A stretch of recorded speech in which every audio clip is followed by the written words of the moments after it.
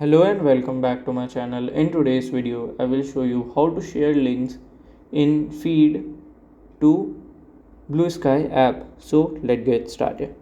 So to share the links on the Blue Sky, you have to follow this easy step. So first of all, let's see what I have to share. So I will just open YouTube and let's share this video. Just click on here, or you can click on this button and click on here share, copy here link, and you can open your Blue Sky app.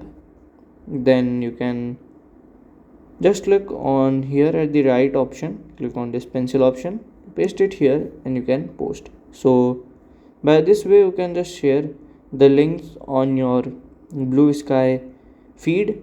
And if you have any question, you can let me know in my comment section. And if you find this video helpful, make sure to like, subscribe, and share the video. Thank you for watching.